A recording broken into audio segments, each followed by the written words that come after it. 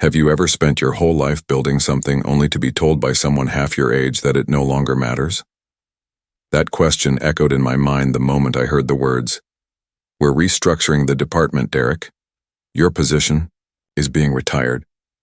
The voice was calm, almost rehearsed, like he'd practiced it in front of a mirror. Eli Mercer, the new vice president of operations, sharp suit, sharper smile, not even 40, and already holding the fate of people like me in his hands. I sat across from him in a glass-walled office I helped design 12 years ago, in a building I helped HelixMed secure under emergency use licensing during the flu outbreak. I could still picture the all-hands meetings, the late-night conference calls, the product recall we handled in 2011 that saved the company from collapse. But none of that mattered anymore. 28 years of service had become an overhead line item. I didn't argue. I didn't beg. I just nodded. And in that moment, Eli thought he'd won. What he didn't know, what he couldn't have known, was that I had something he didn't. Memory, documentation, and a sense of what was coming. My name is Derrick Shaw. I'm 60 years old, and until very recently, I was the senior compliance officer at HelixMed Pharmaceuticals, a position I held for almost 3 decades. I joined the company in 1995, when we were still a mid-sized generics manufacturer operating out of a squat, tan building near the Monongahela River in Pittsburgh. Back then we were scrappy, honest, maybe a little disorganized. But we believed in what we made. We followed the science, listened to the regulators, and understood that when you're producing medicine, shortcuts cost lives. Over time, HelixMed grew. Our name became familiar on prescriptions, then commercials. By 2010, we had doubled in size and entered the specialty drug market. I rose steadily through the ranks, not because I was the loudest, but because I was dependable. I read every page of every FDA update, every clause in every contract. My colleagues joked that I could quote CFR Part 211 in my sleep. That's not far from the truth. I took pride in being the company's conscience, the person who asked the uncomfortable questions, who insisted on documentation, who reminded everyone, especially when the money got big, that we were responsible for people's health. I wasn't flashy, I didn't schmooze. I wasn't on social media and didn't care to be. I still kept paper backups of every audit I led. Some saw me as old school. Maybe I was, but when HelixMed launched its first breakthrough oncology therapy in 2014, and the FDA came calling about patient safety concerns, it was my team that had the clean records, the chain of custody, the documentation that protected the company from what could have been a disaster. People forget that until something goes wrong. Then suddenly the compliance guy matters. In 2016, I turned down a position at a larger firm in New Jersey because I believed in HelixMed. I believed in our mission and in the team I had helped build. We weren't perfect. No pharmaceutical company is. But we tried to do things the right way. I stayed through layoffs, through leadership changes, even through the acquisition that brought in a new board and changed our priorities. When corner offices started going to people with MBAs instead of MPH degrees, I held the line. I wasn't naive. I knew the industry was changing, but I believed that there was still a place for integrity, for facts, for due process. And so I stayed. I mentored younger staff. I liaised with the FDA and the European Medicines Agency. I kept my head down, my reports airtight, and my voice calm in every meeting, no matter how tense. People trusted me. Regulators knew my name. I was the steady hand in a high-risk environment, and I never once imagined that I would become the risk they wanted to eliminate. The shift started quietly, as most do. A new name on the org chart. A vague email from the CEO about evolving operational strategy. Then a town hall where we were introduced to Eli Mercer, the incoming vice president of operations. He was lean, well-spoken, and polished in that Silicon Valley way. Tailored blazer, wireless mic clipped to his collar, delivering catchphrases about agility, vertical integration, and disruptive innovation. Everyone applauded. I didn't. Not because I was being cynical, but because I've seen what follows that kind of language. It rarely ends with stability. Eli came from a health tech startup in San Francisco that burned bright and burned out within 5 years. He talked a lot about moving fast and failing forward. I remember thinking that might be fine if you're building rideshare apps, but not when your product is chemotherapy. Still, he was charming. The board loved him. He represented the future. I was the past. His changes were immediate. Project review meetings were cut in half. New product pipelines were accelerated. The internal audit team lost 2 analysts.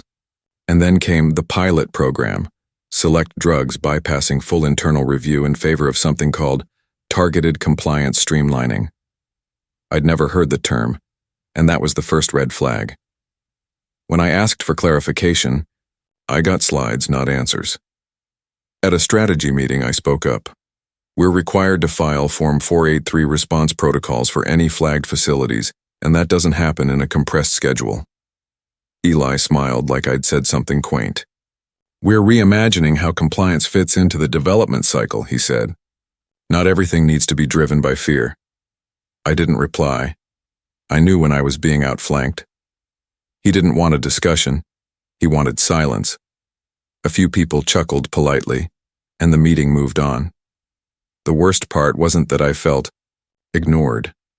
It was that some people, especially the younger department leads, were starting to nod along with him. They liked his vision. It promised speed, metrics, bonuses. My way? It promised more meetings, more paperwork, more accountability. I wasn't the villain, but I was quickly becoming the obstacle. A week later, I noticed that my access to certain internal dashboards had been quietly downgraded. A report I usually reviewed before board presentation was rerouted. When I asked about it, I was told there was a new workflow. I didn't raise a fuss. I'd seen this before. Death by 1,000 permissions. Then came the meeting in the class office. HR was there. So was Eli. We're restructuring the compliance division to better align with real-time operations, he said, not meeting my eye. Your role, while historically valuable, doesn't align with our forward trajectory. Forward trajectory. That was the moment. Not the words. The tone. Like I was just another outdated protocol to be sunsetted. But I nodded, shook his hand, and walked out quietly. Because unlike him, I wasn't improvising. I'd seen the future too. And I was ready. I didn't go home right away after that meeting. Instead, I returned to my office, at least what was still mine for the afternoon. The nameplate was still on the door. My desk was still covered in neatly stacked reports. The only thing missing was a future, but I had one more thing to collect. Not a photo frame, not a farewell email. A file. Or rather, a collection of them. Buried in the locked bottom drawer of my filing cabinet was a dark gray folder, the kind with reinforced corners and a sturdy clasp. I had started it 9 years ago, not out of paranoia, not as revenge insurance, but as a form of self-preservation. I'd been in this industry long enough to know that when something went wrong, the first person under scrutiny wasn't always the person who made the decision. It was the one who signed off last. Inside were copies of internal memos, meeting transcripts, and flagged audit findings, most of them related to products that were rushed, repackaged, or rebranded. I had never leaked them, never even hinted at their existence. I believed in resolving things internally, but as new leadership pushed for speed over safety, I'd begun compiling not just records but patterns. A separate encrypted drive, synced only offline, contained digital backups complete with time-stamped annotations. Some of these documents showed clear violations, minor on the surface but repeated over time. Others reflected decisions made, under pressure, where executives overrode safety checks to meet investor timelines. There was one set of notes in particular I hadn't looked at in a while, a 2020 approval for a migraine drug, where a trial site in Mexico reported liver toxicity in 2 patients, but the results were never escalated. The drug was approved with barely a whisper. I'd raised concerns then, got shut down politely but firmly. It wasn't enough to warrant whistleblowing at the time. But now, in this context, it was part of a much larger picture. I slid the folder into my briefcase, added 2 flash drives from my locked drawer and looked around the office one last time. On the shelf above my desk were 3 framed certifications from FDA compliance workshops I'd helped teach. A small plaque that read, "Integrity is what you do when no one's watching." I'd always believed that, still did. They had just closed the book on my career. What they didn't realize was that I'd been quietly writing a separate one all along. Not out of bitterness, out of responsibility. Because when you spend your life in the business of accountability, the truth has a funny way of finding its moment, and this time it was going to speak for itself. By the time I emerged from my office, the halls were already shifting around me. A new seating chart had been sent out. My name was absent. The IT department had sent me a cheerful message asking when I'd like to schedule my device return. Human Resources offered a cardboard box and a checklist titled Transition Process. No one said the word termination. That's not how it's done anymore. They said I was being honored with early retirement. As if this were a gift. Vanessa, the HR representative, was kind but guarded. She had that neutral, practiced tone people use when they're delivering something clinical. The severance package includes 6 months of salary continuation, plus extended health benefits, she said, sliding a folder across the table. There's also a clause that allows for consulting opportunities on a per-project basis. Translation: we're letting you go, but if we get desperate, we'll call. Eli Mercer wasn't in the room this time. He had somewhere else to be, no doubt. Some other department to restructure. His absence didn't surprise me. Men like him rarely stick around to face the consequences of decisions they call strategic. I signed the forms without hesitation. Vanessa looked almost relieved. I didn't make a speech. I didn't mention the number of clinical audits I had rescued or the relationships I had cultivated with federal and international regulators. I didn't bring up the pilot program I'd designed that had helped HelixMed avoid a costly FDA warning letter in 2015. I didn't remind them that safety and trust were the only real currencies this industry had left. Instead, I packed my belongings, a ceramic coffee mug with a crack down the handle, a photo of my late wife from a company gala in 2003, and a worn leather notebook filled with field notes, observations, and reminders to follow up on issues that no one else ever remembered. I left the books on the shelf, the industry manuals, the framed photos of team members who had already come and gone. Those belonged to a different version of the company. A different version of me. As I walked down the corridor toward the elevators, I passed a group of younger employees gathered by the kitchenette. One of them gave me a respectful nod. Another quickly looked away. They weren't unkind. They just didn't know what to say. I didn't blame them. They'd been raised in a system that celebrated disruption over discipline, speed over scrutiny. At the elevator, I saw a reflection of myself in the glass. Suit jacket slightly wrinkled, gray at the temples, expression unreadable. I looked like someone exiting a building. What no one realized was that I wasn't leaving empty-handed. I had what they didn't. A memory built on every overlooked decision, every safety report that had been marked low priority, every document that told the real story behind the glossy quarterly reports. They thought they were cutting costs.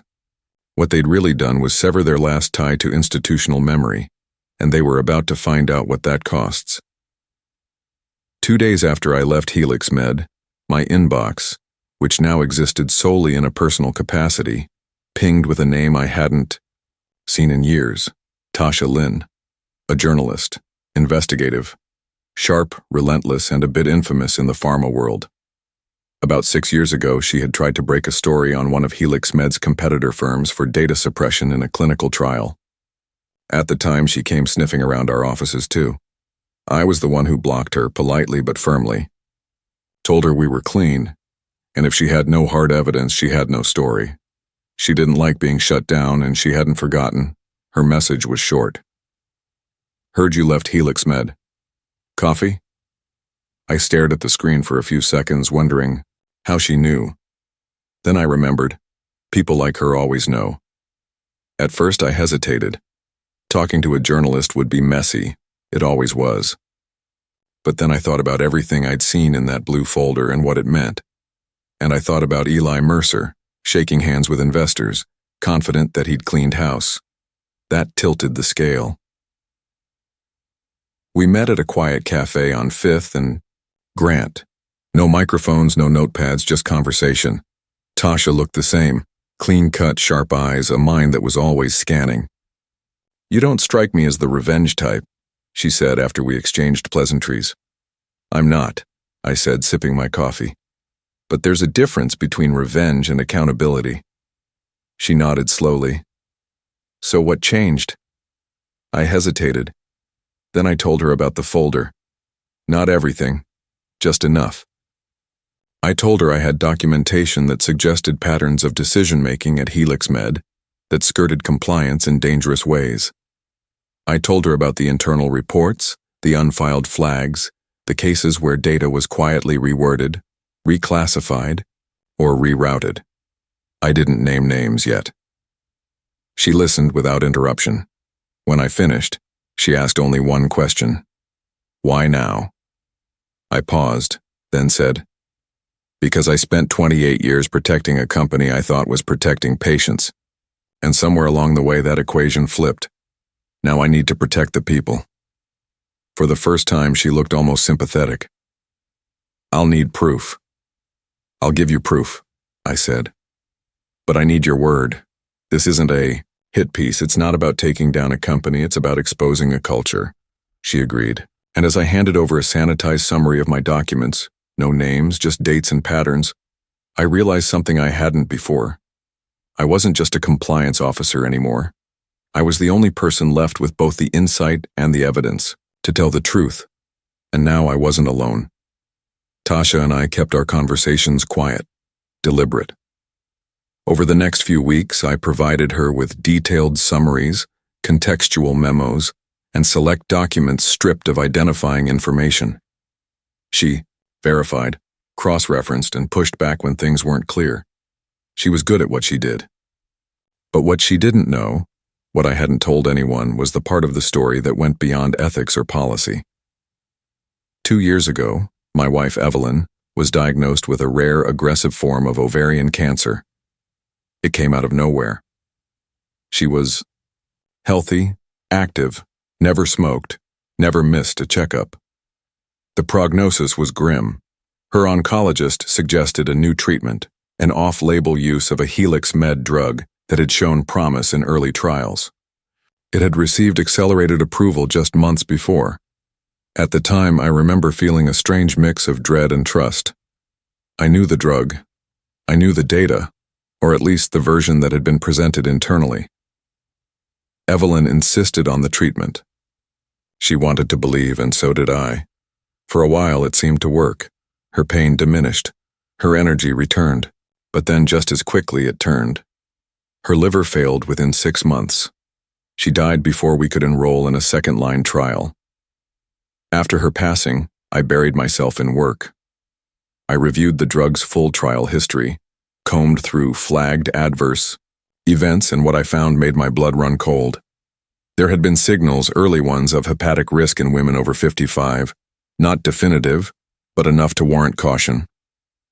But the data had been recontextualized during the submission process. Language was softened, footnotes disappeared. It was all technically legal.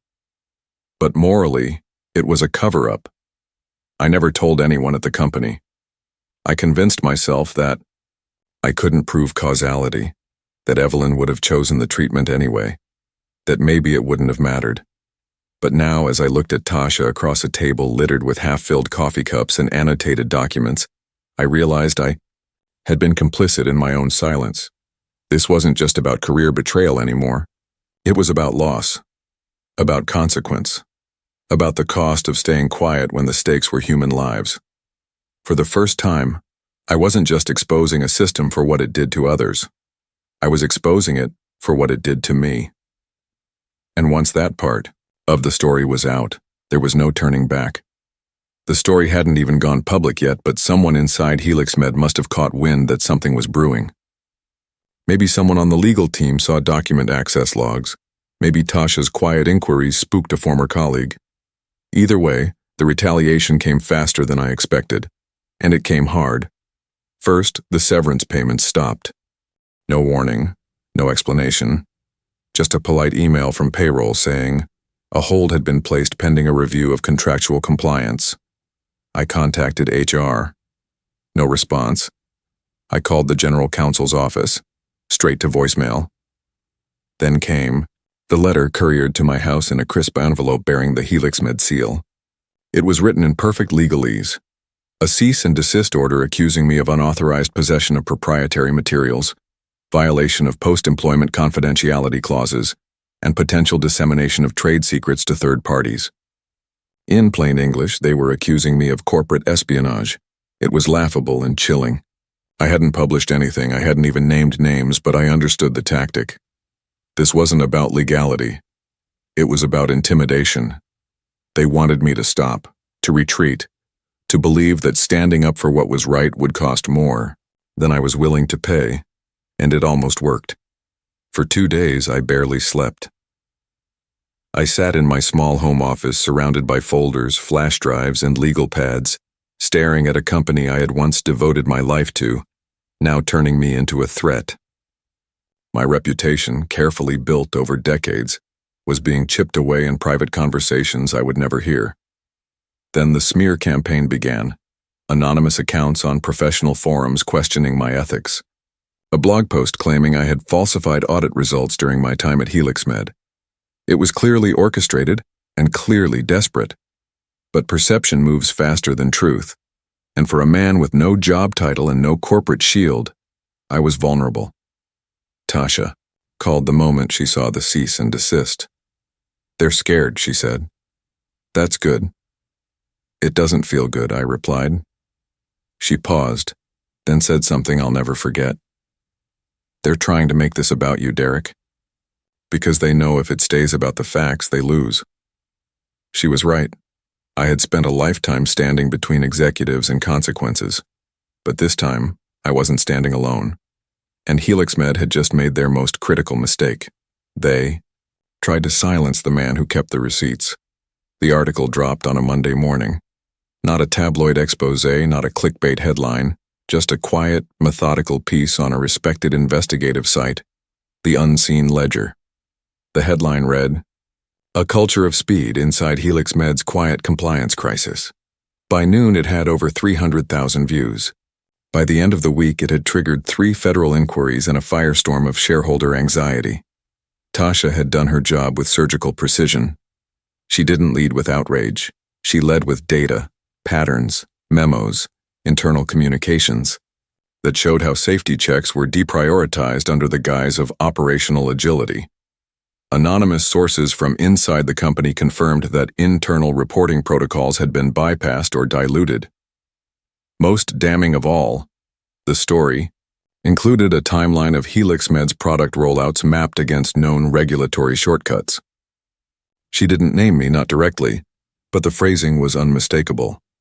A former senior compliance officer provided extensive documentation. It didn't take long for the alphabet agencies to respond. The FDA launched a formal review of 3 recently approved HelixMed drugs. The DOJ issued subpoenas regarding potential fraud and concealment of adverse effects. And the Pennsylvania State Health Commission announced a full audit of HelixMed's last 5 years of internal QA documentation. The Deceit company's response was swift and scripted. "We are committed to the highest standards of safety and transparency." But behind closed doors, the panic was real. I know because people started reaching out, quietly, nervously. Former colleagues, junior analysts, even a senior VP I hadn't spoken to in 2 years. They wanted to know how much was in the files, what would come next, and more quietly if I could help them protect themselves. HelixMed's stock fell 18% in 2 days. Investors demanded answers. The board convened an emergency session, and by Friday, Eli Mercer was out. The announcement used the usual language, stepping down to pursue other opportunities. But everyone knew what it meant. He was the architect of the acceleration strategy. He'd made himself the face of reform. And now, he was the face of failure. I watched it all unfold, not with joy, but with clarity. This wasn't a triumph, it was a reckoning. The cracks had always been there. I'd just documented where they led. I hadn't destroyed the company. The company had done that to itself. All I had done was remove the curtain. And in doing so, I reminded them of something they'd forgotten. Accountability might be slow, but it never stops moving. It waits, and it watches.